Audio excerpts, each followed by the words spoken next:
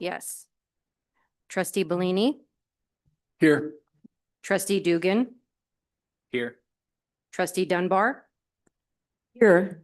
trustee Jones, trustee John, Here. trustee Kennedy, Here. trustee Logue, Here. trustee Maggi, trustee Nikolai, Here. trustee Oberlander, trustee Pape, Here. trustee Pickett, Here. trustee Weaver, trustee Whitson, Here. and trustee Yamba. We have a quorum. Thank you, Rachel. I'm going to ask General Mark Bellini to lead us in the Pledge of Allegiance. As he begins to take the floor to walk up to the flag to lead the pledge from the flag, I would like to note that I asked Mark specifically because Mark is a veteran and was a general and works very hard to help the veteran population in our universities of Penn West.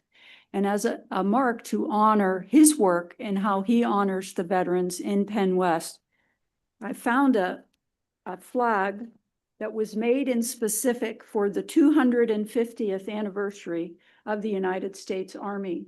This is made by veterans in a very soft wood called boxwood, and it is painted by veterans. Sir, would you please do us the honor of leading us in the pledge, General?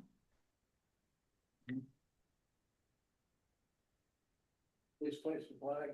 I pledge allegiance to the flag of the United States of America and to the republic for which it stands, one nation, under God, indivisible, with liberty and justice for all.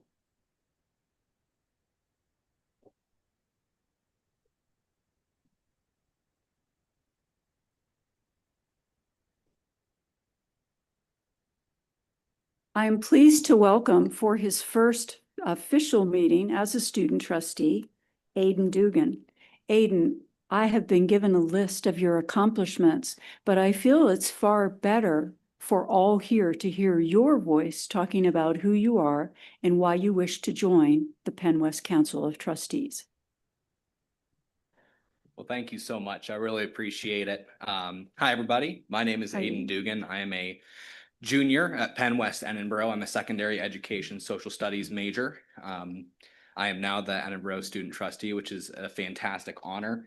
I want to be able to use my voice for everybody, because sometimes there are people who don't want to speak up or sometimes feel as though that they can't. So I want to be that voice for people across the university. On the Edinburgh campus, I work for our university programming board as well as our admissions department. I'm also the bass section leader for our Penn West Edinburgh choir. I also serve as a peer mentor on campus and then also a Highland ambassador on campus. So thank you so much. It's a great honor to be here. Thank you. Awesome. So your lifetime in Edinburgh, is that correct? Yes, yeah, I grew up in Edinburgh. I also help with the theater department at the local General McLean High School and serve as the statistician and assistant coach for the General McLean football team. And you're a singer? I am, yes. And you served Rotary as the Youth Leadership Awards counselor? Yes. Just pointing out anything that they had given me on my list. And of course, in a day like today, you were an assistant football coach. Yes, yes. That's amazing. So there's a lot of coaches that are around today. So that's good news too. Thank Please extend a warm welcome everyone to Aiden.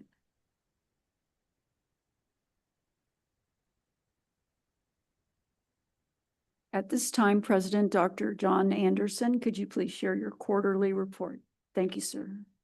Thank you very much, Chair Dunbar. It is so good to be with all of you. As I approach the end of my first year as president, I've been reflecting on the remarkable progress that we've made together. My family and I are proud to now call Western Pennsylvania home. And over the past year, we've seen firsthand the strength of the Penn West community, its academic excellence, its shared purpose, and the deep connection to the region that we serve. This year, we've advanced academic innovation and workforce readiness with initiatives like the new Center for Artificial Intelligence and Emerging Technologies, partnerships in plastics manufacturing and teacher apprenticeships, and new programs in healthcare and speech-language pathology to meet workforce needs. We've also focused heavily on expanding access through online programs, tuition-free nursing training, and growing dual enrollment, which led to a 285% increase in fall applications. Strengthening relationships with K-12 schools remains a priority. From scholarship events to instant decision days and our expanded dual enrollment offerings, we're building stronger pathways for students into higher education. Athletics is another bright spot. 3 new women's sports programs launched this year, helping us engage more students and enrich campus life. And philanthropy has been transformative. Thanks to generous supporters, including a $3.2 million gift for early childhood education, we're able to amplify our impact in critical areas. We also thank many alums who have increased their donations and engagement in the institution in the last year. We're also making progress on our long-term goals. The Middle States accreditation process brought strong positive feedback this spring, and our comprehensive campus master plan process is well underway to ensure we're using our spaces efficiently and purposefully for student success. Throughout this work, we've also launched new ways to tell our story. The Power of Penn West podcast and the People of Penn West platform, lifting up the voices of students, faculty, and alumni across our campuses. Everything we're doing is anchored in our core values: learning, growth, collaboration, and culture, and in our commitment to becoming a next generation university rooted in innovation, inclusion, and opportunity. Looking ahead, we know that significant challenges remain.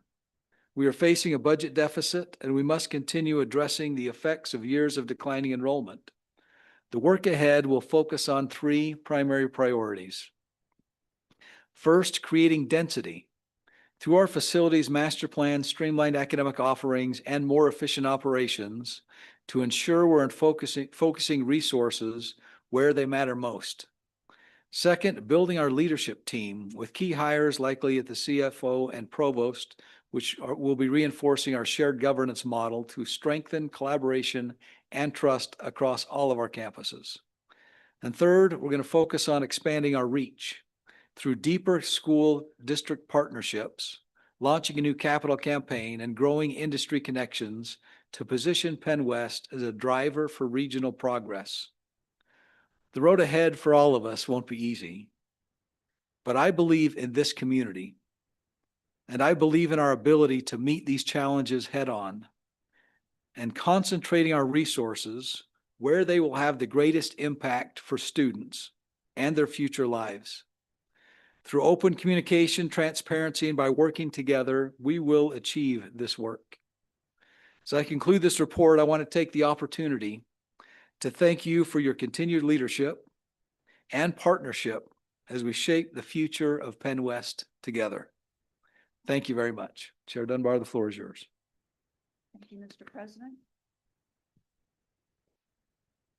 Rachel, do we have any public comments? No, we do not.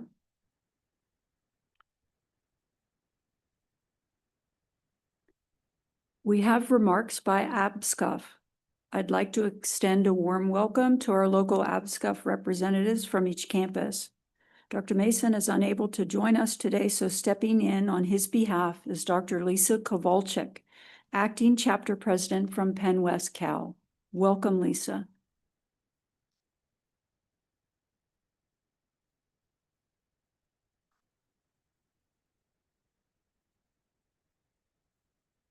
Thank you.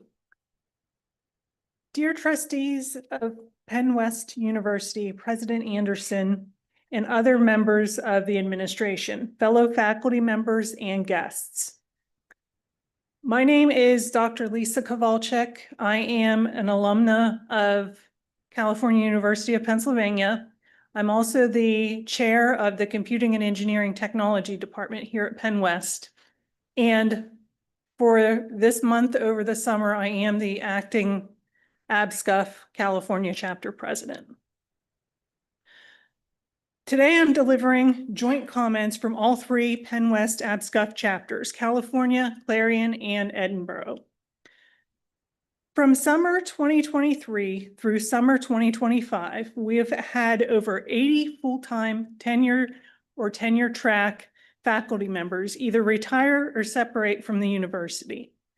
Many of these positions are going unfilled due to our decline in student enrollment and our new program array. However, we must remind you that we have programs at Penn West that are stable and growing, and these programs need continued faculty support. Therefore, we encourage you to continue to support the hiring of new tenure track faculty members for such programs. Our delivery of course content is quickly evolving. However, our infrastructure and support have not kept pace with this evolution. Currently, we have over 150 unique courses listed on our fall schedule that are being taught using some type of mixed modality instruction. Some of these courses have students sitting in front of a classroom, in front of an instructor on one campus, while students on other campuses are sitting in a classroom with a projected instructor on a screen. In other instances, we have some courses where students are taking a course in a face-to-face setting on campus, while other students are taking the same course asynchronously online. While our collective bargaining agreement does allow for such types of instruction, our students are often forced into these mixed modality courses to ensure a timely graduation, as a mixed modality course is sometimes the only option for a specific course required in a student's major. At a time when we are focused on recruiting and retaining students, we remind you that students have many educational choices, especially in Southwestern Pennsylvania. And they would not even be presented with a mixed modality course at many of our competitor universities. Therefore, we encourage you to do everything possible to support our faculty members who are teaching these mixed modality courses. If we are to succeed with mixed modality instruction, we need the IT infrastructure and technical support to ensure that these courses provide a top-notch learning experience for our students. Thank you for listening, and thank you for your service to this university. Thank you, Dr. Kowalczyk. We appreciate your report. We'll welcome Penn West local faculty senate representatives from each campus. Joining us virtually is Dr. Robin Weaver from Penn West Cal. I would like to invite Dr. Weaver to speak on behalf of the Penn West Faculty Senate this afternoon, and thank you for appearing. Hello, everyone. Can you hear me all right? Okay, good, great. Chair Dunbar, council members, esteemed colleagues, honored guests, thank you for the opportunity to provide an update on Faculty Senate. I am Dr. Weaver. I am the co-chair of Faculty Senate from the California campus. I'm sorry I'm not able to be present on campus today. I'm actually out of state this week. Because we're in the summer session, the full Senate will not be meeting until the start of the fall semester, but the co-chairs of Senate are still continuing to work over the summer, attending any leadership meetings that were requested to attend. We're also taking a revisit at our Senate Constitution and bylaws. This was the original Constitution and bylaws when we first merged together, and we just wanted to give another look at it just to make sure if there's any updates that need to be taken care of.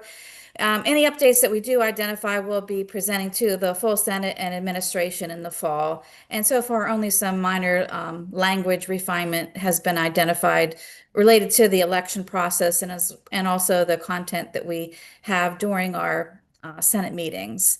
I did want to provide sort of a year in review for Senate. So over the past year, we did facilitate the adoption of the Common Hour being reinstated across all three campuses. This will be Monday, Wednesdays, and Fridays from 11 to 12, and I know the students are very excited for that.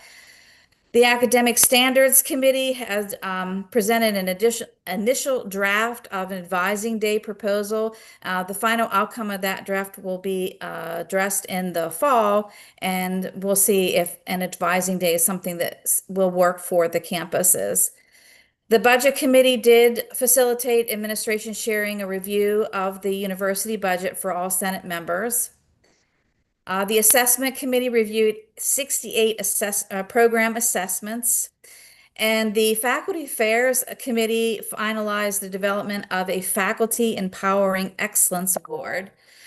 This award is intended to honor a faculty member who consistently goes above and beyond their normal work to encourage and ensure the success of students from historically marginalized groups in academia.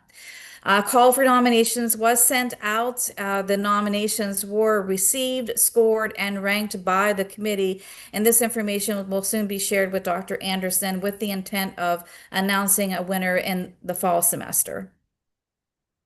The same committee also facilitated the creation of a celebration to acknowledge our retired faculty members from each campus over the last couple of years. The Institutional Resources and Sustainability Committee initiated discussions to address campus needs and concerns, similar to what my colleagues shared, making sure that we have the appropriate technology to assist with the different types of teaching that are happening on the campuses. The Faculty Senate Campus Forums address specific issues for their campuses, and specifically all 3 forums hosted a panel discussion to address resources available for students who need support for mental health issues or concerns. The members of the Faculty Senate and EC members participated actively in the Spring 25 Middle States Commission site visit. And towards the end of the spring semester, the Committee on Committee and Rules successfully led the election for new Faculty Senate members for next year to replace those Senate members who are ending their terms. They also facilitated the election for the executive members for next year. The co-chairs, effective this summer, the co-chairs, Dr. Peter Shinikoff, will continue to serve representing the Edinburgh campus. I'll continue to represent the California campus for 1 more year, and Dr. Jamie Phillips will be co-chairing to represent the Clarion campus. Our new vice chairs for starting this summer, Dr. Michelle Kimmy from Edinburgh, Dr. Chris Wydra from California, and Dr. Shiflang Lee from Clarion. And the secretaries are Kimberly Hardner of Edinburgh, Dr. Jennifer Ramsey of California, and Dr. Lori Pierce of Clarion. So just as a final note, we as the Executive Committee of Senate just wanted to take an opportunity to provide sincere thanks to all the outgoing members of the Executive Senate and Senate in general for all their dedicated service and significant contributions over the past year. Their commitment, insight, and efforts have played a vital role in advancing the work of Faculty Senate and supporting the broader mission of the university. We deeply appreciate the time and energy that they have devoted to the committee's success, and thank these faculty members for their leadership and engagement. And that concludes my report. Thank you so much. I want to thank you for being so gracious in acknowledging faculty and your predecessor report, who also acknowledged the work of faculty. We acknowledge, believe in, and support the work of faculty. Thank you for what Thank you you. give us at Penn West. Thank you so much. This is one of my favorite parts coming up, and it's about our student trustees. So we'd like to hear from each of our student trustees from their report of their respective campuses. The student trustees currently are Tyreek Whitson, Timothy John, and Aidan Dugan. Since we are at the Cal campus, the host campus, and Tyreek is on the executive committee, I would like to ask Tyreek to start with your report first. Of course, thank you, Chair Dunbar, and good afternoon to everyone. It's afternoon now, great. I just want to start by just saying thank you to everyone who's here right now, and just go into some of the success we saw in the spring semester, with it ending off very well and a lot of different clubs and organizations having a lot of events, variety of events, and creating them for our peers and organizations. So thank you to them as well. For the first time at the California campus, we had a student alumni night, which brought back many individuals from multiple generations to network with current students on opportunities based on areas of study and student interest. So much thanks to our former SGA treasurer, Cassie McCormick, and the CARE Alumni House staff for the execution of that event. It was a great night. I attended it, getting to meet a lot of different alumni from different generations who've, are working in Western PA, but also around the country as well, and doing great things. So it was a great event.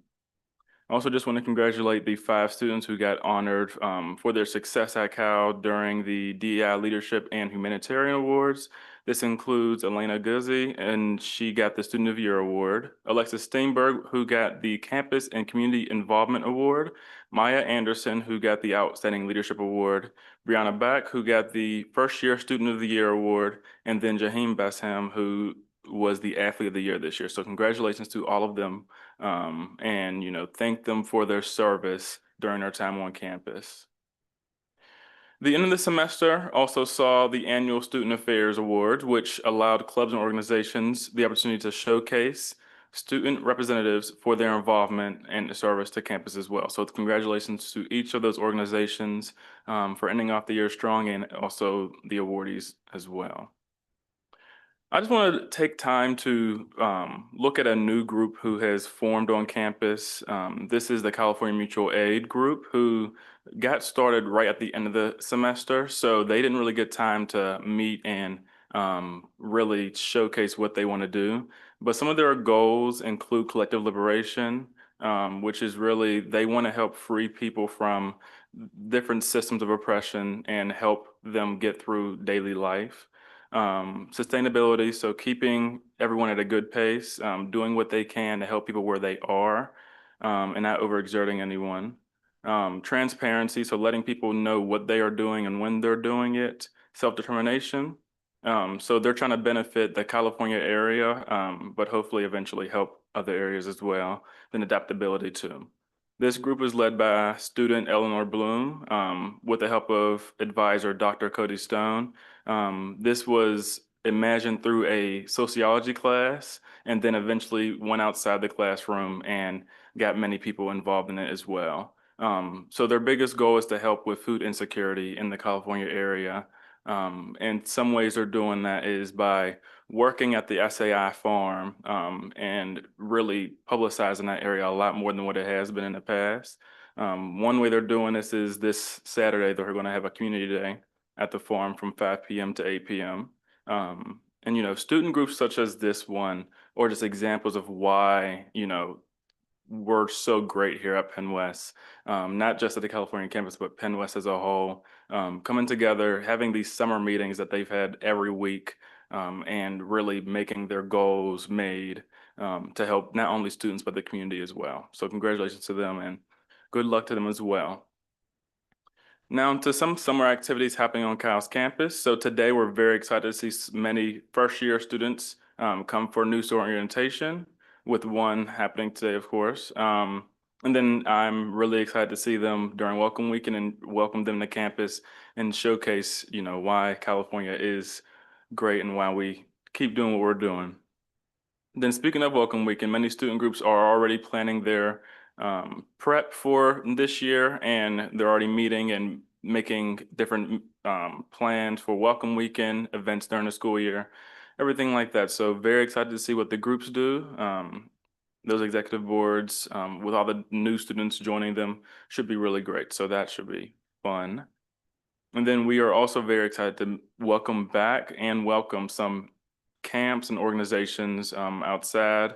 Many of these organizations bring in students who are high school students or even younger students, so they get to see campus right now and hopefully eventually apply either to Penn West, California, or the other 2 campuses who also have camps going on. So that's just about what's happening at California. I'm sure there's more happening, but it's such a great campus. We can't keep it all in 5 minutes. So this is great. You did an excellent job, Trustee Tyreek, in a compressed time frame with everything that you had to honor and celebrate. Thank you. I would now like to ask Trustee Tim to talk about his experience at the Clarion campus. Good afternoon, everyone. It is an honor to serve on this Council of Trustees and represent the students of Penn West Clarion.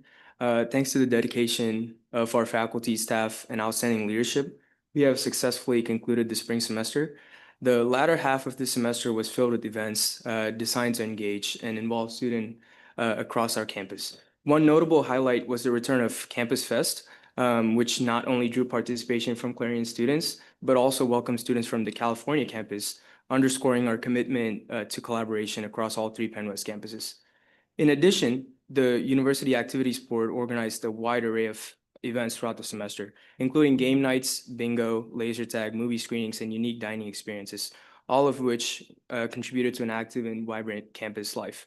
As tradition holds, Clarion campus hosted its annual Chillin' and Grillin' event during the week before finals. This beloved event brought together numerous campus organizations to help students unwind and de-stress.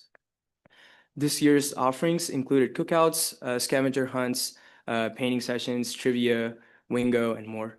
The Saturday of that week featured a full day of festivities with various activities, food, and family-friendly atmosphere, including the bowl, which is always quite fun.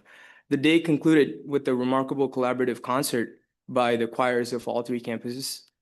Our student athletes have continued to make Clarion proud. 8 members of the swim and dive team were selected for the CSC Academic All-District team. Madison Foringer set a new school record in the hammer throw, and Riley Schaefer became the second pitcher in Clarion baseball history to surpass 200 strikeouts, among many other achievements. Even during the summer break, our campus remains active. We have welcomed incoming freshmen through orientation programs and are hosting a variety of camps to maintain an engaging atmosphere. We are ready for a welcome weekend and ready to do it all over again. And in closing, I'd like to express my sincere gratitude to each of you and for your continued efforts in enriching student life across all of our campuses. I wish you all a restful and enjoyable remainder of your summer. Thank you. Thank you, Trustee Tim. Trustee Larry and I were on your campus 50 years ago when we were undergraduates, and I don't remember anyone giving us such cheer prior to our finals or maintaining coordination with us over the summer and having such unique activities. I'm really proud of these student trustee reports. We did not have a bad time, though, at Clarion. Is that true, sir? Okay. I would now like to call for the first time for his first formal report, Aiden Dugan, trustee. Thank you, Chair Dunbar. This is the first one, so be gentle, please.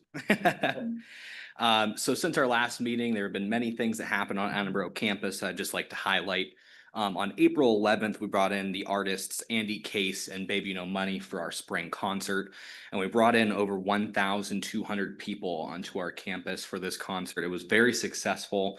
It's been a very long time since I saw Macomb Fieldhouse filled as much as it was. And the crowd absolutely loved it. He was a fan favorite. So definitely hope to have that success in the future. It was absolutely fantastic. On April 26th, I got to feel the power of not only Annenborough, but Penn West as a whole, as all 3 of our choirs joined at Clarion's campus and did a big Penn West combined concert. It was a great time. Clarion welcomed us with open arms. Their auditorium was beautiful. The food was fantastic, and we're just very thankful for them and their welcoming arms. On May 3rd, of course, we concluded our semester with our graduation ceremony and sent many people off. That is where we sent off Sonia Yost, our former student trustee at Annenborough. So I wish her nothing but the best, and she has been a great role model for me. So it's going to be very exciting to try and live up to those footsteps. This summer, just a couple of things going on in Annenborough. We have many camps on our campus. So we have a soccer camp going on the past few weekends. We bring in over 700 people into the town of Annenborough and doing many soccer tournaments. So that's awesome. We also have basketball camps going on, and I believe a volleyball camp happening pretty soon as well. Next week, we have Borough with the Works, which is a ginormous event that we hold on our campus, not only for students, but for the community of Annenborough, and it's over a Mallory Run Lake. It is beautiful and a great time. We bring in food trucks. So if you guys have July 3rd open, I definitely recommend going. It's a fantastic time. In the next month, we're going to be having our athletes and bands coming back onto our campus. So we're excited to kind of have our campus filled again. In August, we are doing a Scotland trip with our study abroad program. So many people are going for that and they're excited. And our NSOs are obviously alive and well. So we're very excited to see that. And the last thing I just wanted to say is we are very excited to our new coaches coming in, specifically our new women's wrestling coach and our football coach, Matt Scott. So very, very excited for them. And I very much appreciate it. This is an honor to be here. I'm very excited for the coming years. Thank you. Thank you very much. You said to be gentle with you. Can trustees get invited to the next joint choir event that you have? Absolutely. I'll let you know when it is. It's California next year. So we're excited. Awesome. I'd also like to say something about you. Trustee Aiden Dugan interviewed for the position of student trustee, and never did anyone on the committee know of a family connection to a former trustee. So actually, Aiden's aunt, Barbara Chafee, served as chair of the Edinburgh Council of Trustees for a number of years, and he never indicated that. And it was in coordinating with her when I had a class in Erie that she said, "What do you mean Aiden's a trustee?" So just to let you know, he never used a family card during his interview or mentioned to anyone about the family connection to an awesome trustee who was a trustee during the difficult and painful period of the pre-integration cycle and was a very good and beloved friend of mine from that time. Thank you, Aiden, for carrying on a family tradition. At this time, I'm going to ask Trustee General Bellini to share an update from PACT, and you've got lots of information going on since PACT has met recently. Thank you, Chair Dunbar. There is a lot going on. Just yesterday, Penn West was well represented at the quarterly chancellor's update that we had on Zoom. I think we had 4 or 5 members of our trustees there. It was nice to see all the faces on the screen. Yesterday, I'll just give a brief synopsis. We had updates from the Board of Governors chair, the chancellor, as well as the president of PACT. There's some things that are going to come out of that, but I'll keep that out of this update. July 16th is the next Board of Governors meeting. And in conjunction with that Board of Governors meeting, there'll be a PACT session. The day will start off with a luncheon, combined grouping, the Board of Governors as well as the trustees who would like to go there in person. It'll also be available on Zoom. Following that, there'll be some prioritization discussions from the chancellor, and then there'll be a breakout of the trustees. We'll have a separate meeting, and the Board of Governors will go into an executive session for a while. They'll then get back together prior to a social that you're all invited to if you can make it there. If you can't make it to the meetings during the day, but you're in Harrisburg and you can be there for the dinner, you're also invited as well. All of you should have gotten the invitations by email. That's going to be on the 16th. The other thing that PACT has been working on is a trustee emeritus program.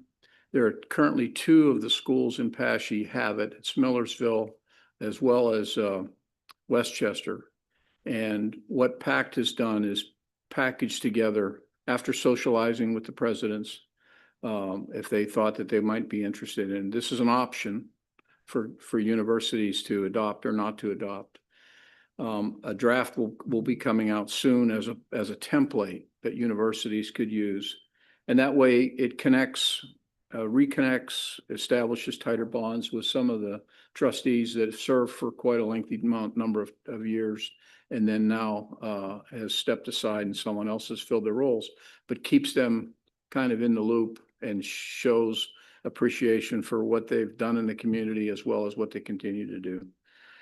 So those are 2 things. I will mention one other thing that Chair Shapira gave us an update on, and that had to do with the State Board of Higher Education. And it was quite interesting how things are working rather quickly to separate the tasks, the duties, the responsibilities, the mission sets, however you coin it, between the Department of Education and this new board that's being done, which is actually a coordinating board. And she is intimately involved with that, as well as at least one of our other trustees across Pashy. That's all I have. Thank you. I have a question for you, trustee. In the process of honoring former trustees, do those include trustees who were released from service at the time of integration? I think that's going to be an option that's going to be left up to the universities, the university presidents. I'm going to lobby heavy for that. Because this is a completely voluntary process. And the universities are going to be able to have their individual university plans and programs if they so choose to participate in it and have it. That's awesome. Like we have community luncheons, other universities may not have something like that. I don't know, but we have it. Other universities bring in their former trustees to events. Some do, some don't, I'd imagine. I don't know for sure. And this emeritus program is more of a acknowledgement of their contributions and their potential to continue to contribute to the university, even though they don't formally attend meetings such as the one we're having today. And all trustee meetings are open to the public. They are. Thank you. Just wanted to clarify that. Thanks for that report. We'll now move on to the consent agenda. The consent agenda items will be considered in only one motion unless a member wishes to have an item removed for any individual discussion. So if you all need a moment to sift through to make sure, does anyone wish to discuss the consent agenda, which consists of the minutes of the regular meeting?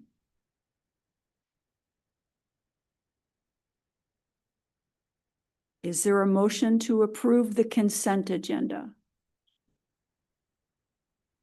It's three at once. And seconded. All in favor, so signify, but, oh, sorry, you need a roll call on the consent. Thank you. Saw that vigorous no. Do you mind to? Trustee Bellini? Yes. Trustee Dugan? Yes. Trustee Dunbar? Yes. Trustee John? Yes. Trustee Kennedy? Yes. Trustee Logue? Yes. Trustee Maggi? Yes. Trustee Nikolai? Yes. Trustee Overlander? Not here. Trustee Pape? Yes. Trustee Pickett? Yes. Trustee Weaver? And Trustee Whitson? Yes. The motion is carried. Thank you.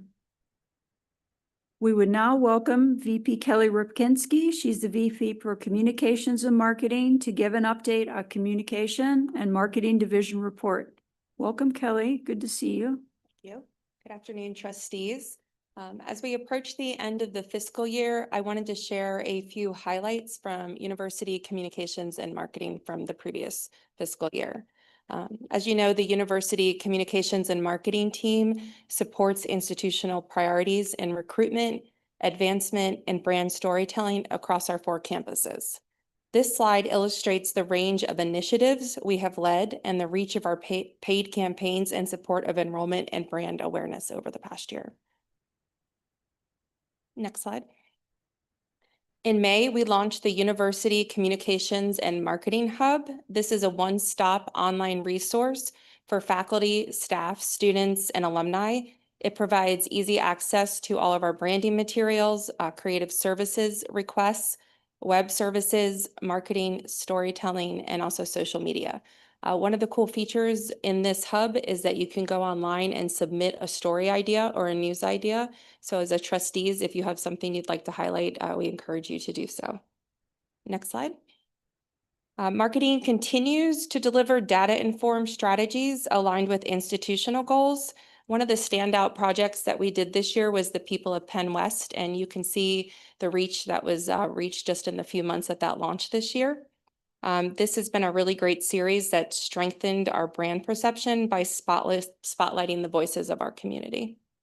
And also on the slide, you'll just see the ad impressions just from all of our brand perception marketing that we've done. Next slide. Creative Services produces high-impact design, photography, and video projects, from branding the new AI Center at Edinburgh to developing a new design for our program sheets. As you can see here, also the alumni mailers with advancement and targeted enrollment campaigns with SEM. Next slide. Web Services had a pretty significant milestone this year. In August, they launched the new penwest.edu. In addition to that website, there is also a separate global online PennWest that targets our online students. Since then, the team has been optimizing SEO, improving the usability for prospective and current students, and has piloted several new AI tools to personalize the experience for the web users. Next slide. University storytelling continues to celebrate the stories of our community. This is across print, digital, and social media. Kristen Brockett has been leading the collaboration with advancement for our alumni magazine that'll be coming out in August. We're very excited about this because this is going to be the first issues that are going to go fully digital. There's going to be separate web pages for each campus alumni magazine.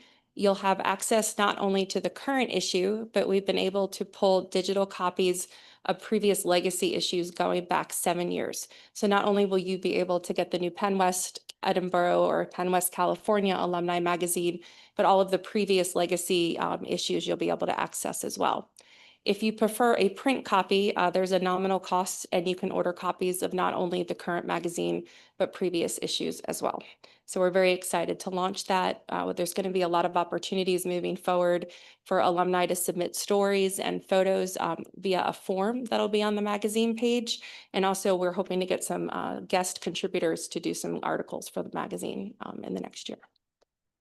Next slide, please. We also continue to expand our earned media reach through strategic placements. Our big story, Dr. Anderson coming on this year. So we had a lot of media surrounding his welcome and just collaboration and events that he's done this year.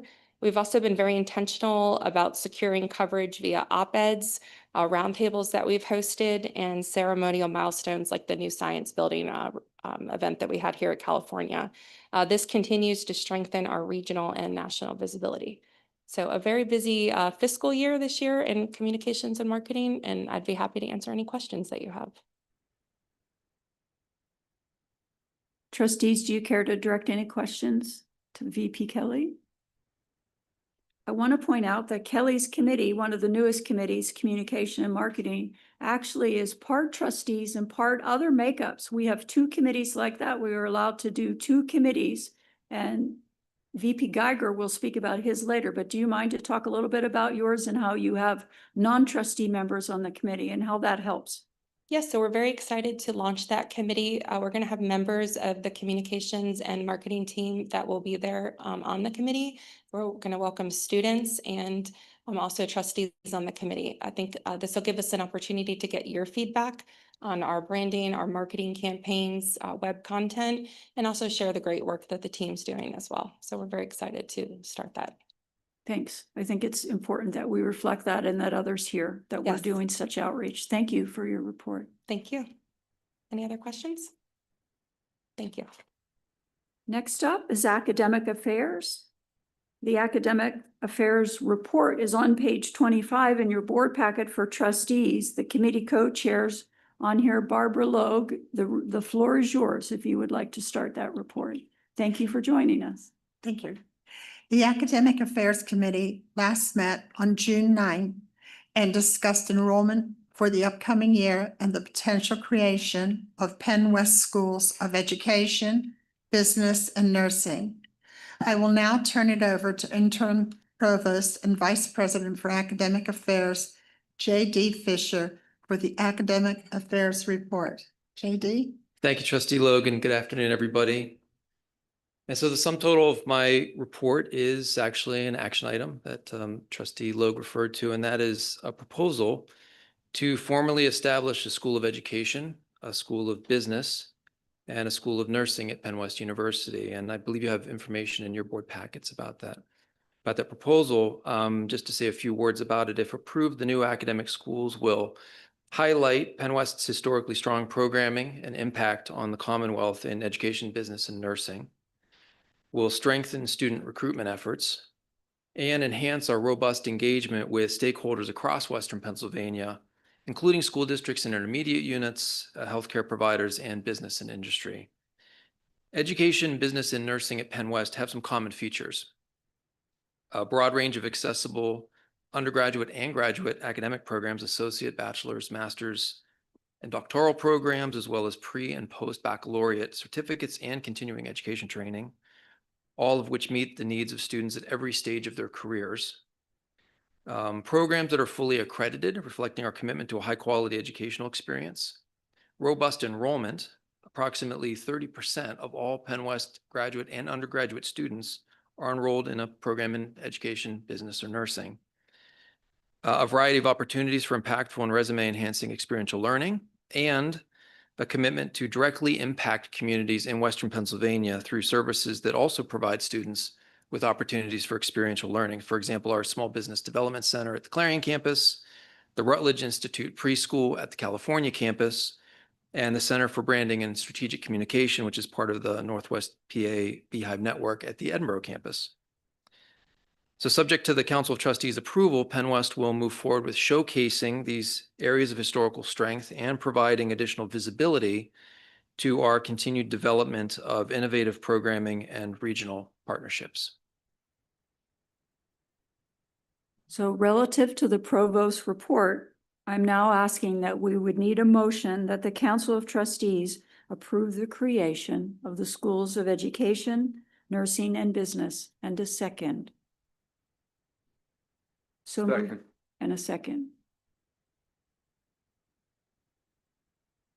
And Barry. Thanks, Aiden.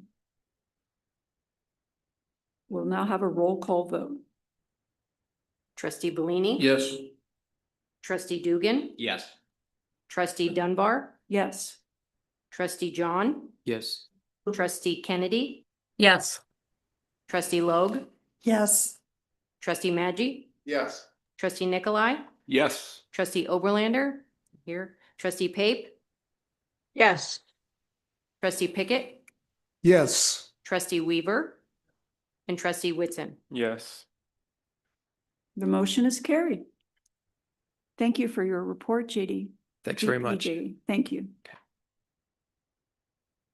Next, we'll receive an enrollment update. The Strategic Enrollment Management Report, for those trustees who are looking for it, is found on page 32 in your board packet in front of you. Are there any questions from our trustees?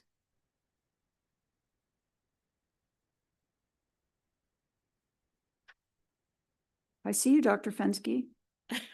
I wasn't hiding. Our incumbent next speaker will be the Student Affairs Committee. The Student Affairs Report can be found on page 43 in your board packet. Committee Co-Chair Trustee Kennedy, I'll turn it over to you, Pat, to introduce VP Fensky. Actually, Chair Dunbar, I'm going to give an update on enrollment management and then pass it to the provost to finish that. Okay, thank Sorry. you. Thank you. That's okay. Please proceed. So we wanted to share a couple of highlights from the report as you all found it. Thank you for Chair Dunbar pointing that out in your report. A couple of great things happening. We have in total, the staff in enrollment management have attended 816 off-campus admission events. So it's more than just welcoming the prospective students and their families to our campuses, which is a critical part of the recruitment process. It is about us getting out into the communities to continue to be the face of Penn West. And so the staff continues to do an excellent job of that. And that was a significant increase over last year's numbers as well. One item that we know was of particular interest for the trustees was scholarship events that happen at local high schools. As the seniors are graduating from high schools, it is common for the high schools to invite members of the universities who are offering scholarships to the graduating students to come and present that so that the students can be recognized for their scholarly excellence. And together, the leadership of the university, including some of the campus leadership teams and members of the admission staff, attended 20 of those scholarship nights. You can see a couple of the high schools listed there. Some of them are larger, well-known ones. And also at some of those events, Penn West was the only university that had a representative there. So we feel really good about continuing to make meaningful connections and presence in the high schools. A lot of great activity happening around admissions this summer. Of course, we have preview days in July. So typically that is welcoming in juniors and seniors in high school so they can get a first look at the university. Admitted transfer days that happen virtually, which is always in the interest of the types of students who are transferring in. And we have 21 new student orientation sessions happening on all 3 campuses over the course of the summer. So again, great opportunities for the students and their families to connect and get to know the campuses a little bit better. The admissions staff continues to do a great deal of outreach through phone calls and text messaging campaigns, and they have expanded some of the content of that this past spring to make personalized videos that the admissions staff record in their offices and say, "Hello, Susan, this is Sam from Penn West, and we see that you are working on your application with us, but we're missing your high school transcript and we need you to do this, this, and this." So it's really personalized to the students. And again, meeting the students where they are at. They would much rather prefer a video or a text message than they would a phone call. So we continue to try to innovate and meet the students where they are at. I am going to hand the microphone over to the provost now, and he's going to talk a little bit more about our dual enrollment initiatives and all the great success that we are experiencing there. We appreciate your report, Dr. Fensky. Thank you. Welcome back. Welcome back, Provost JD. It's nice to see you all again. So just a couple of dual enrollment numbers. We've actually updated the dual enrollment numbers on the slide from this Monday. So right now, as for this summer, we have 191 applications, and that's up 128 applications from last year.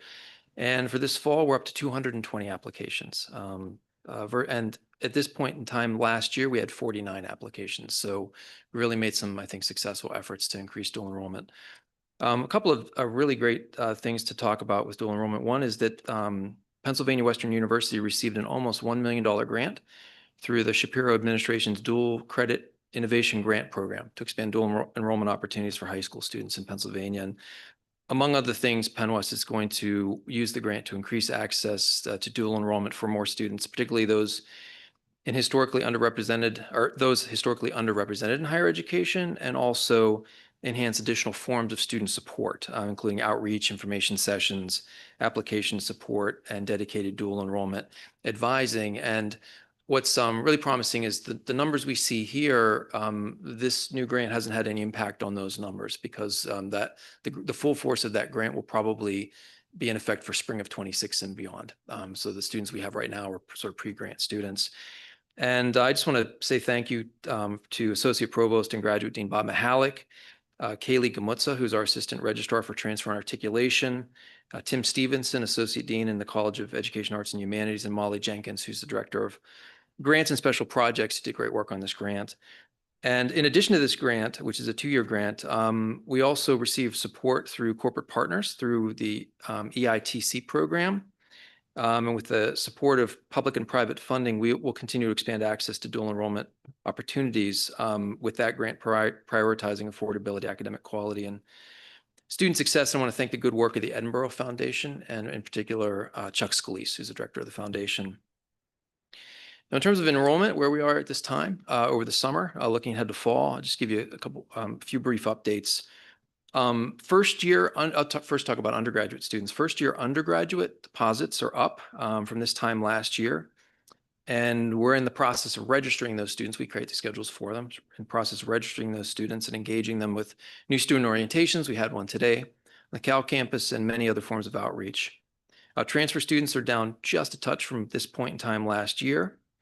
Returning student registration from this point in time last year is down, which we expected. We've had smaller freshman classes and they're working their way through the pipeline. But we're engaging in every effort to reach currently unregistered students to meet them where they are and assist them in registering for the fall. So we're trying all sorts of different strategies there. Fully online undergraduate students are up. Registration for fully online undergraduate students compared to this point in time last year is up about 4%. So I think that's an interesting development. Now, in terms of the graduate programming that we have, new graduate enrollments are up from this point in time last year about 5%. Returning graduate student enrollments from this point in time last year are up almost 12%. And overall, our enrollment in master's programs from this time last year, this is headcount, is up about 6%. And in doctoral programs, we don't have a ton of doctoral students, but we're up about 35% from this point in time last year in terms of doctoral students in our 4 doctoral programs. Any questions about our enrollment efforts or where we are at this time this summer? So I just have one. Obviously, it seems like our enrollment is going up, which is fantastic. Is there something that, is it social media that seems to be really working, or is there something in outreach that seems to be working, or is it just the general population seeking secondary education at this point? Sure. I think it's a combination of efforts. And to be clear, I think our budget or what we're expecting in terms of projection for overall enrollment, so headcount, grad and undergrad, we expect it to be slightly down come fall 25, in part because of the smaller classes moving their way through. Nonetheless, I'm cautiously optimistic, and I think it's just a combination of things. We're trying absolutely everything. Always good to be cautiously optimistic, but aggressive. And so it's marketing dollars, it's social media, it's the way in which admitted students are encouraged to deposit. And then once they deposit, they immediately are feeling welcomed through new student orientation and other kinds of efforts. Yeah. Do you have time for a commendation for this work? Of course. This is not common news in educational settings. So the fact that you and Dr. Fensky have shared this news with us and with all here, with our faculty, with our triumvirate is huge. We really appreciate the efforts that you're all making to make us as successful as we can be in this striving academic surge. Well, thanks so much. I know we're both really proud of the teams that we have working on this every single day. We're proud of you too. Okay. Well, that concludes my second report. So, thanks, everybody. Under Finance and Administration Committee. Sorry, Student Affairs. That jumped around on me, sorry. I'm calling you back, Dr. Fensky. Now, should I ask for Pat? Pat? I'm here if you need me. I have a blurb of what I am supposed to say. So the committee last met on June 3rd, discussed highlights of past quarter, emphasis on general campus life, the new high school leadership academy program, and the Edinburgh campus office for students with disabilities and the 50th anniversary recognitions. And now, without further ado, is Dr. Suzanne Pensky. Thank you for that very kind lead up. Just to give a couple of more details about the information that Pat mentioned. As I said a few moments ago, we are having total of 21 new student orientation sessions taking place on all 3 campuses over the course of the summer. We've already hosted 517 new students, and we have another 827 students who are signed up for the future sessions. So for someone like Aiden, who's involved in those things, you'll continue to be very busy all summer long. And also, as we move closer to move-in day, which is August 22nd, if anyone wants to put on their tennis shoes and come help our students, we are making plans for Welcome Week. So we do welcome the students on that Friday. We welcome the new students on Friday, and then the continuing students move in on Saturday and Sunday. Classes start on Monday. So it will be a full weekend of events. And of course, we will share those schedules with you, and you're welcome to join us for any of them. As Pat mentioned in the Student Affairs Committee, we had a conversation about a newly launched high school leadership academy. And the purpose of the academy is to expose high school students, current high school students, to the foundations of leadership topics and align them with the leadership programs that we have here and offer in our leadership curriculum at Penn West.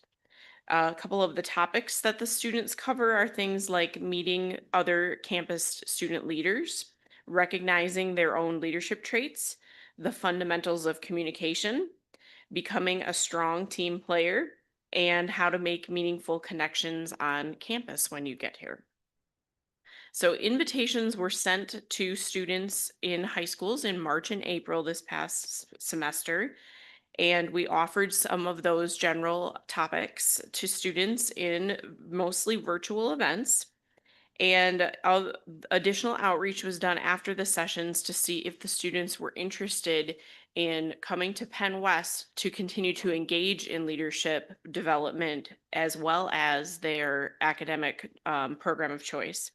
And we are proud to say with a very quick launch to this program that we have had 3 students who have enrolled in Penn West and are going to continue to be involved in the leadership program. Yes, Tyreek.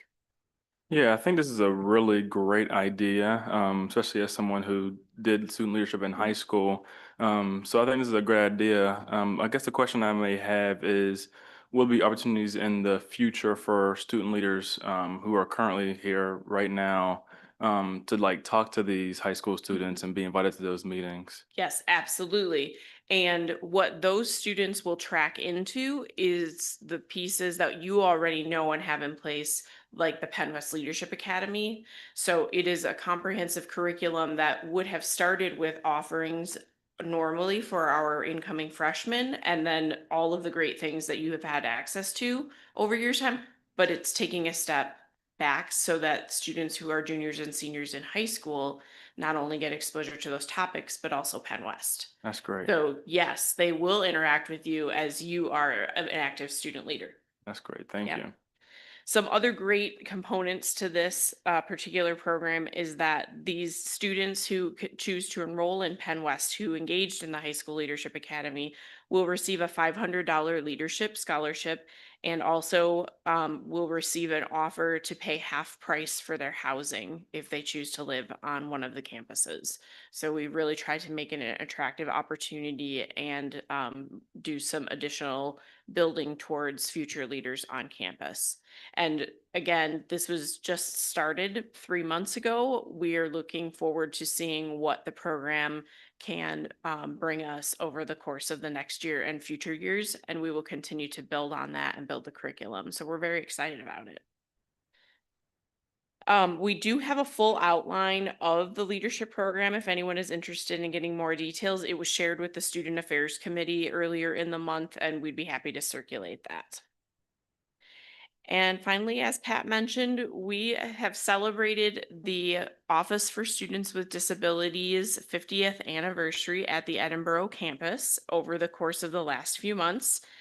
And we had multiple events that happened primarily over the spring semester. And that included not only awareness programs, but training opportunities that were involving outside agencies coming to talk with our faculty, staff, and students about some great ways to raise awareness about individuals with disabilities. The culmination of our anniversary celebration was a disabilities fair that happened at the Edinboro campus in April, and we had over 20 outside agencies participating and internal, both internal and external agencies participating. And they held various activities for students, faculty, and staff who participated in the event. The year-long celebration was definitely a success and brought, as I said, education and awareness about individuals with disabilities and the services that we offer at Penn West Edinboro. And we encourage all of you to check out our newly expanded OSD website or web pages on the Penn West website. There are some fantastic new testimonial videos by individuals, either students themselves, alumni who partake in the services when they were individuals on the Penn West Edinboro campus, and also some family members. So if you'd like to take the time to look at that, you'll find really some fantastic impacts that the program has had over the course of the 50 years. That concludes my report, and I would be happy to answer questions. Trustees, questions for Dr. Fenske? Trustee Bellini. I have a question about services for students that need it. We've dramatically reduced what we can provide to students with disabilities over the past 5-6 years. Is there any plans across Penn West at either of the three campuses to go back and revisit what we cut to be able to provide for those students that we used to provide 7-8 years ago? So I believe what you're referring to is the attendant care program. That plus the van service, plus the dining service and the attended care service. The transportation services was a key one that we had to reduce years ago, eliminate. Is there any glimmer of hope that we can go back and look at that to provide opportunities in the future? I know not now because of the fiscal constraints, but is there any glimmer of hope that we can revisit that someday?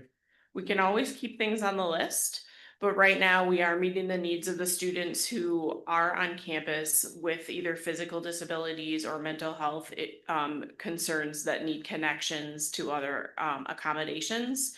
And on each of the 3 Penn West campuses, we serve roughly 300 to 400 students currently. So we continue to keep up with their needs and assess what those needs are on a regular basis. So is it a current assessment then that what we provided in the past was not needed, but just was added? Or are we not getting the same level of disability of students apply because the services are no longer available? I don't know that I can speak to that because what you're referring to happened pre-integration. Yes. And so I'm not as familiar. I do know the history, but I'm not as familiar with what led to all of that and what we've done. I know what we've done moving forward is to meet the needs of the students that we know of. Okay, thank you. Time for a compliment, Dr. Fensky? You're the chair. When you're moving in students and you have a team doing that, is that a common practice at universities? It is. It is. My cousin moved her son in at Clarion, and she moved him into Reinhardt Village. And she was ready to move into Reinhardt Village, and Trustee Bellini would also like to live in Reinhardt Village. And she told me she had discharged her 2 older students at universities that were far more expensive than our Penn West universities, and that no one met their cars and no one offered to carry anything in. And she felt it was a big welcoming committee and there were deer in the lawn, and she couldn't believe that her youngest child, her baby, was at such a perfect space with people so welcoming to greet them. So whether it's a common practice or not, know that your practice and that of your team is certainly remembered and recognized. Thank you so much. Thank you. I will pass that along. I agree. Universities do it in many different ways and to varying extents. I would say we do accommodate the students well in the move-in process, and we've been doing it a long time, and we have lots of really fabulous volunteers, and that's really who I attribute the success to. We have a lot of hands helping, so we appreciate everyone. Thank you most graciously. Am I now allowed to move on to finance and administration? Thanks for the thumbs up. We're now moving to finance and administration. That report can be found on page 56 in your board packet. Committee co-chair, Trustee Pickett, please share your report. Thank you, Chair Dunbar. The Finance and Administration Committee held its quarterly meeting on June 3rd. And there were a number of discussions, of which included the committee's review of the corrections to the program fees approved at the March 2025 Council of Trustees meeting. There is a point of clarification that we like to make. We discussed lab fees, nursing fees, art fees, music theater, vocal fees, and STEM course fees, and they're listed as a current rate of $75 per credit hour and a proposed increase to $77 per credit hour for 2025-26. These rates are per course, not per credit hour. So we wanted to make that point of clarification. The committee reviewed the preliminary budget for fiscal year 2026, and that will be presented today as an action item for approval. There are a few additional highlights that I'd like to share. The financial planning and analysis team submitted a comprehensive planning process this May in collaboration with the President's Office for the PASHE high-risk monitoring meeting. And then lastly, the California Facilities Management Team oversaw the completion of phase 3 of the 12 kV underground cabling replacement project in May 2025. Now I'd like to turn it over to the Finance and Administration Interim Chief Financial Officer, Teresa Smith. Thank you. And thank you. You so eloquently spoke to my era last time of calling something a credit hour as opposed to a course. Our students thank us that it is by course and not credit hour. So thank you for that clarification. I would like to spend a few moments on the one item we have for you today, talking about the FY26 budget in particular, but kind of laying the groundwork for you all for the next 3 years. Our president has shared with you the CPP, as our co-chair just referenced, that the provost and I did present a few weeks ago to PASHE. That CPP has a great deal of detail. It's in your resource materials. If you ever struggle to sleep at night, pull it out. It's hundreds and hundreds and hundreds of pages, and you not only will not sleep, but you will probably have vivid nightmares for the rest of your natural life if you try to read through that. So we have a one-page summary for you of what we are proposing for FY26. I do want to lay a little bit of groundwork for you, though, in saying that the provost and the VP for student, they've just very graciously helped me out with my presentation by speaking to the enrollment and what is anticipated for this fall. We're being very conservative with that. If you remember the CPP, you will, if you did read it, and due to, I don't know, boredom or lack of sleep, if you did read through that, though, you saw that we did choose the middle of the road. We do believe that we will have some slight increase in graduate enrollment this fall, but that will probably be offset by a maybe slight decrease in our undergraduate enrollment. You will remember also that this year, PASHE, the state, we are not allowed to increase tuition, which is a good thing for our students, don't get me wrong. And we were only allowed to increase fees slightly for FY26. So with enrollment being basically flat, fees being basically flat, of course, our revenues that we will generate will also be very flat for FY26. The thing that we have to address, and the thing we address with PASHE, is we're not just looking at FY26. We know that we have to have a balanced budget by FY28, and we presented a balanced budget to PASHE, and we presented a path forward as we presented to you all in the CPP. And this is the first year of a 3-year plan that we do intend and have a solid plan to balance our budget by FY28. And when I say that budget has to be balanced, that's E&G and auxiliary combined. And that's what you have in front of you here to preview for FY26. In FY26, in order to reach our goal in FY28 of reducing our budget, or reducing our deficit, let me rephrase that, reducing our deficit by about $19 million. That's how much we have to take out in the next 3 years. If enrollment remains, constant, no other major changes, we would still have to have a major reduction to our budget to curtail that deficit.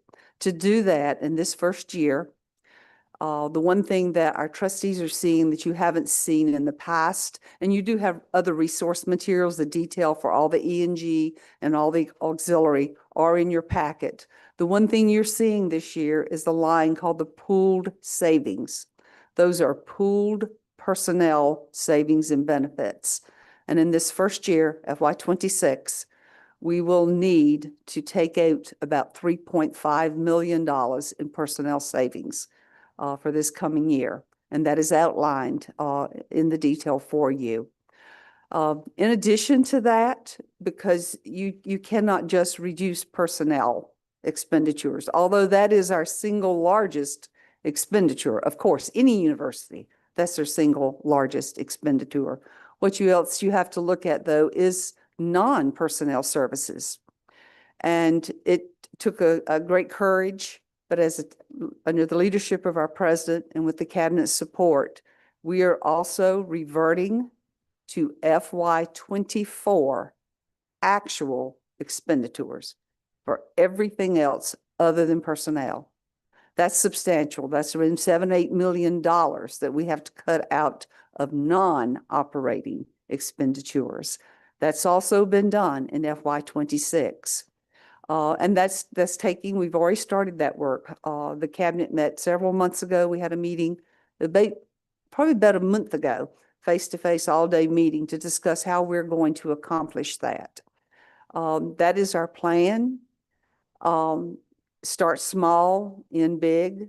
We know we've got a long way to go if enrollment truly remains flat. And if you look at demographics, I mean, across the nation, we're having less children. As a nation, we're having less children. There's just less people coming out of, high school, coming into higher education. That's a huge part of what we're facing right now. So if our enrollment does remain flat, this first year, we must make these budget adjustments. I want to state this is our preliminary budget. You will have an action item to approve it, but those of you that have been trustees, we have some new trustees, but those that have been trustees in the past, you know that in September, after census date for the university is September 15th. That's when we will do the final analysis of who is here and who is not here as a student. We will be bringing back to you a final budget. So that will come in September. Also by September, we will know the state appropriation. I mean, we placed what PASHE has told us we believe we're going to get, but all of you that's been engaged in politics, until that budget is signed, until the ink is dry, that could alter. And I will say it out loud. We had a VP finance for PASHE system last week, and in that meeting last week, there is not really a lot of hope that there's going to be any increase at all to the state appropriation for all of the institutions. There may be a slight decrease. And of course, if that happens, when we come back to you in September, we will have to come back to you with some additional, recommendations for cuts to our FY26 budget. If we stay on task, we stay on time, even with enrollment being flat, we can balance the budget by FY28. But it is going to take the work of everyone on every single campus of Penn West, and we're going to need a lot of support from our trustees. But this is the preliminary budget. I know it's not pretty, and it's the red ink. Well, it's not really red. Okay, it looks black, but trust me, it's really red ink. But there is a plan to get us balanced by FY28. But I would entertain questions, comments, anything. Thank you, Chair Dunbar. Questions before we proceed with a motion? Trustee Bellini. The debt service, does that have to do with buildings that were constructed? Yes, Okay. sir. I thought we figured out a way to get the state to take that off our plate. Or did they just reduce what we had to pay? What the state has done, and for the next we are guaranteed, and the President, you correct me if I speak out of turn, because I got 4 months of history. He's got 12, almost 12 months of history. What the state has done is we receive a special appropriation, Penn West, of $21 million each year to help offset our debt. And that is, as long as nothing changes at the state, that appropriation, we will have that through FY 29. So if we at least get that much relief, sir, over the next coming years. I thought that appropriation was a limited amount of 60 million. It was given over 3 years. I can speak to that just a little bit. Thank you. So we do have a full picture of the funds that flowed into Penn West and to its 3 separate campuses during and around the integration. There was about $65 million that came in to pay off current debts. That wiped those debts off the books and included a list of E&G debts that we had on a number of the campuses. That reduced our overall debt payments by about $10 million per year. Separate from that, we have almost all of it's on residence halls right now at campuses, a debt balance of about $250 million. Those debt payments on an annual basis are roughly around $20 million. So separate from the 65 that was given, we are in agreement with the state that we have what is called a master lease. They lease from us all of our housing. And so they technically are our leaseholder, and they lease for the amount of $21 million a year, that housing. So they pay us $1 million a year. We use that as a sublease. We lease it back from them for $1. So that amount comes into the institution to pay that bond for $255 million. And that's a 5-year agreement. We're concluding the first year. So the great Vice President was spot on, Vice President Smith, that we have 4 years left on that lease agreement. So those are 2 separate issues. The $65 million is really debt forgiveness, and the $21 million is debt payment for a 5-year agreement. So in fiscal year 2030, we're back to not getting a subsidy from the state? So in all our conversations with the state, that $21 million actually flows through DGS as a sublease. And so it's not a debt payment technically, it's a sublease agreement. And that $21 million currently is built into the budget. As long as it's still in the budget, we would have the opportunity to renew that possibly at that point. But that totally depends on it being in the budget and the budget not changing at the state level. So it's an open question for 2030. Okay. But the funding, if it continues to be in the budget, is very negotiable in our favor at that point. Well, that's great. Thank you. Thank you. Thank you, Trustee Bellini. If there are no other questions from other trustees, I'll read the motion. The motion is that the Council of Trustees approve the preliminary budget for fiscal years 25-26. Is that correct, Vice President Smith? Correct, thank you. So moved. There's a motion. I need a second. Second. We have a motion and a second. Any discussion on the motion? I'm hearing none. Rachel, would you please take the vote? Trustee Bellini? Yes. Trustee Dugan? Yes. Trustee Dunbar? Yes. Trustee John? Yes. Trustee Kennedy? Yes. Trustee Logue? Yes. Trustee Maggi? Yes. Trustee Nikolai? Yes. Trustee Oberlander? Trustee Pape? Yes. Trustee Pickett? Yes. Trustee Weaver? Yeah. And Trustee Whitson. Yes. Unanimous. Thank you. That was unanimous. Thank you. And for you to know that the president spent part of his time today when in private council with the trustees commending your service. Thank So you. he gave us many examples of how you're helping us move forward as Penn West. I always feel like I'm always at the end of the agenda. Well, except for My next colleague always has great news. Maybe y'all should just put me at the end in general, because I always feel like I'm that Debbie Downer. Here she comes. She's gonna talk budget and she's gonna be a Debbie Downer. But thank you so much for your support. I appreciate it. Thank you so much. We'll now move to the Advancement Committee report. This report can be found on page 64 in your booklet.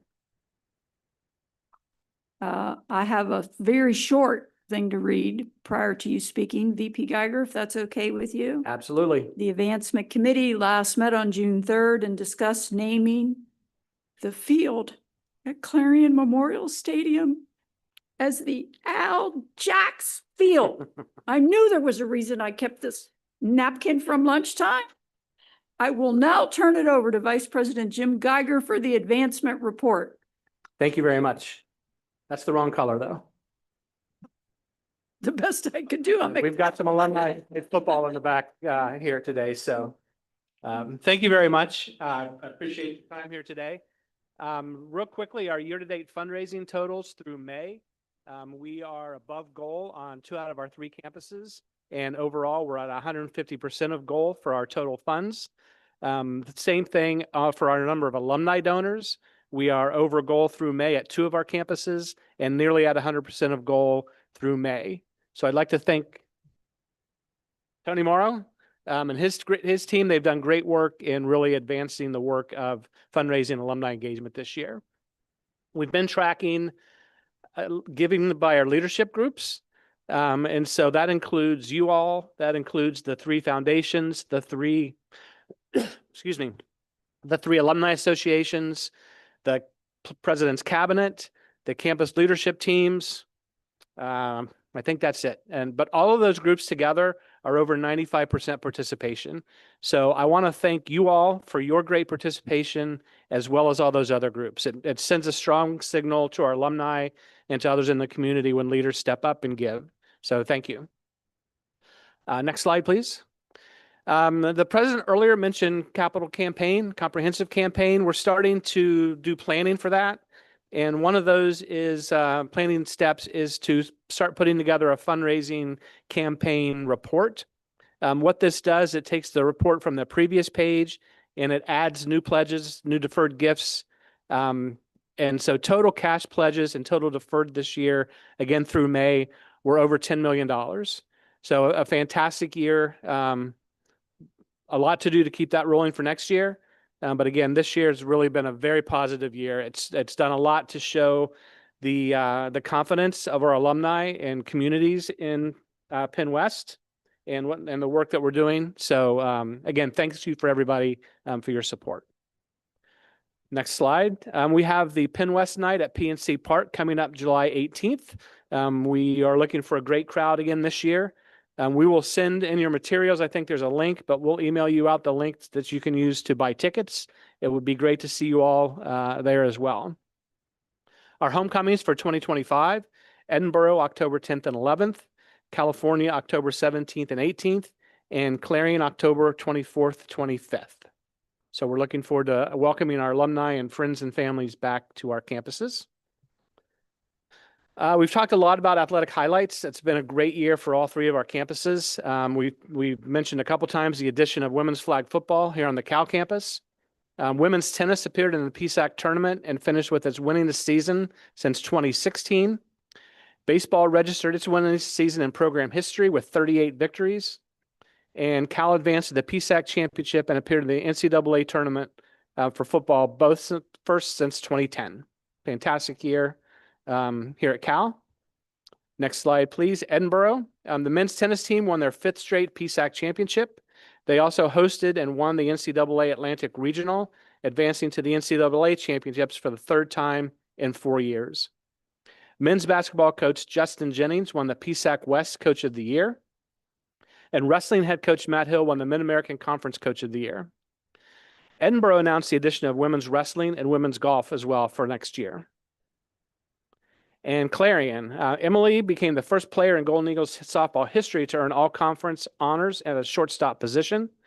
Tegan Gray of the golf team, as well as Ethan Wyatt and John Worthing of the wrestling team, earned academic all-district honors. Abby Stinser earned all-conference honors at the 2025 PSAC Outdoor Track and Field Championships.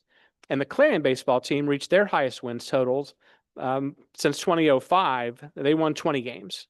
So really great all the way around for our athletic programs. Next slide, please.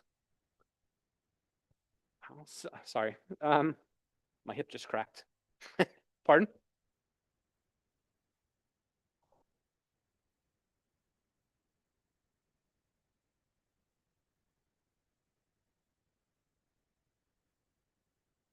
President. Oh, I'm sorry. Please go ahead.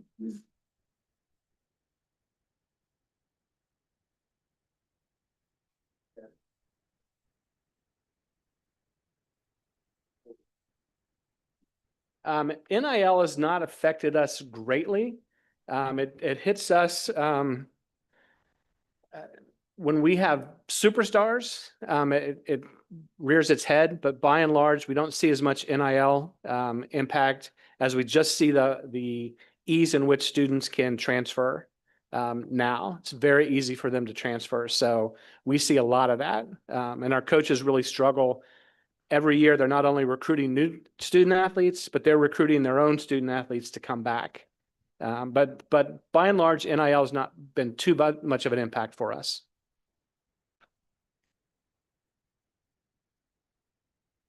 Thank you. So you have some background information for us. I do. I'm putting my glasses on for this.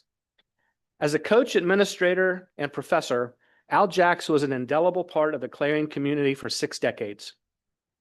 With Coach Jacks at the helm of the Clarion football program, the Golden Eagles went 128, 46, and 5 for a 729 winning percentage. And his 128 wins ranks 8th all-time for a head coach at the PSAC.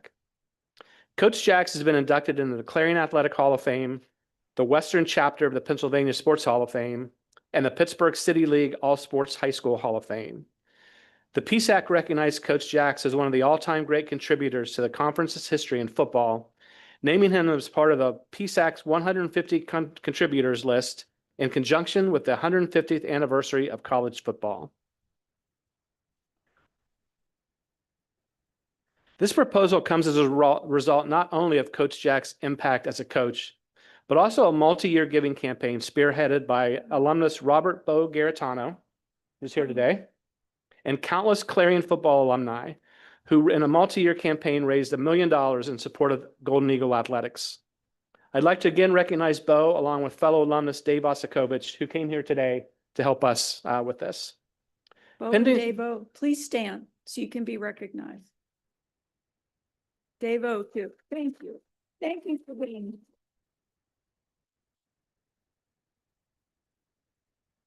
Pending approval today, the dedication of Al Jacks Field at Memorial Stadium in Clarion is scheduled for a pregame ceremony on Thursday, August 28th, when the Golden Eagles football team will open its 2025 season at 6 p.m. against Wheeling. That concludes my remarks. Now, sir, now for the motion. Yes. The motion in front of us as the Council of Trustees is that the Council of Trustees approve the naming of the field at the Clarion Memorial Stadium as the Al Jacks Field. I need. So moved. So moved. Thank you. By 2 Clarion trustees. All in favor? Roll call vote. Trustee Bellini? Yes. Trustee Dugan? Yes. Trustee Dunbar? Yes. Trustee John? Yes. Trustee Kennedy? Yes. Trustee Logue? Yes. Trustee Maggi? Yes. Trustee Nikolai? Yes. Trustee Oberlander? Trustee Pape? Yes. Trustee Pickett? Yes. Trustee Weaver? And Trustee Whitson? Yes. Thank you.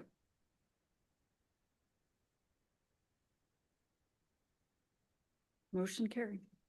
Motion is carried. Celebratory. Cue the confetti now, sir.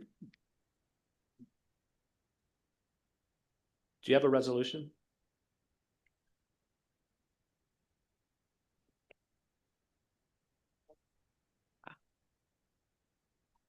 Is it for me or the president? The president should read it.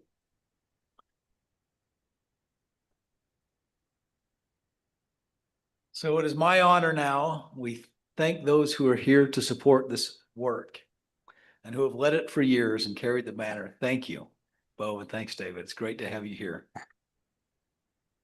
I read this recommended resolution, Council of Trustees Resolution for Pennsylvania Western University. The Council of Trustees of Pennsylvania Western University, upon recommendation of the president, hereby approve the naming of the field at Clarion Memorial Stadium, the Al Jacks Field. Whereas Coach Al Jacks served with legendary distinction as the head football coach at Clarion from 1963 to 1981. Whereas Coach Jacks compiled a fantastic career record of 128, 46, and 5, a winning percentage of 72.9, including 18 straight winning seasons, while capturing 6 PSAC Western Division titles in 1966, 67, 69, 77, 78, and 80, and 3 PSAC championships in 66, 77, and 80. Whereas Coach Jacks has been elected to numerous halls of fame, including the Western chapter of the Pennsylvania Sports Hall of Fame, the Pittsburgh City League's All Sports High School Hall of Fame, and the Clarion Sports Hall of Fame, and the Pennsylvania State Athletic Conference named him one of the top 150 all-time great contributors to the conference's history in football.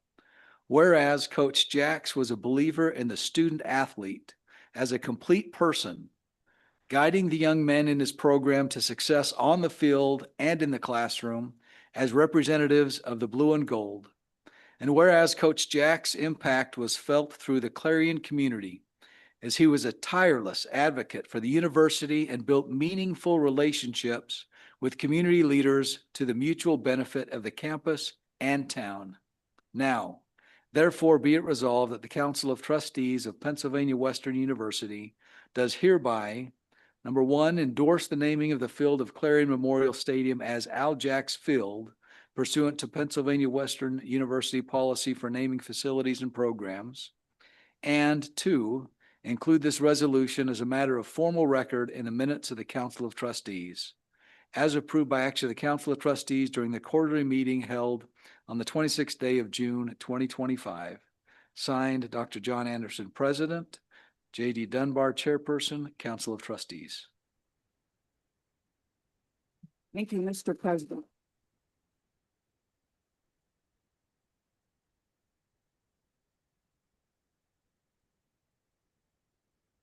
Thank you all very much. I appreciate it.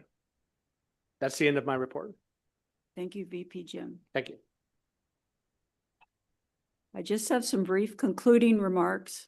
The executive committee comprised of the vice chair, Trustee Larry Pickett, and our student trustee chair, Tyreek Whitson, meet with the president and me once a month. So I believe in shared governance, and the president has set up the schedule. For everyone's knowledge, the president meets with all trustees on a basis of prior meetings to the trustee meetings. So 4 to 5 meetings a year in that fashion. So understand that the meetings that we have been holding before the last 3 trustee meetings, including today, started as what we call a retreat, but they in no way had anything to do with a spa or manicures or anything of that nature. They were definitely events, which took quite some time. The first one, held in Clarion, involved 8 to 10 inches of snow. A facilitator who drove in from Erie and made it, met with those of us who were there, which include all trustees and the cabinet who were present. And it was what I call the big melt. So, you know, prior to that, we're 3 campuses trying to work together, but being pretty protective of our turf, I must say. And in these occasions of these 3 events, meeting with both the cabinet and trustees together, we have known each other better and we have become closer. At the second meeting of this ilk, when we met at Edinburgh, we had an event relative to all of us meeting again, which involved diversity profiles and profiles relative to Myers-Briggs. So through that meeting and the guided process after that, we became more close. Today, we had a separate meeting that was not a meeting of an external presenter that focused on what our needs were together. So know that we're moving forward, that we believe that we are closer than we have been, and that I believe we're a triumvirate. I will now entertain a motion for adjournment. Second. Roll call? No, not roll call. All those in favor, please so signify by saying aye or yay. Aye. Aye. Yay.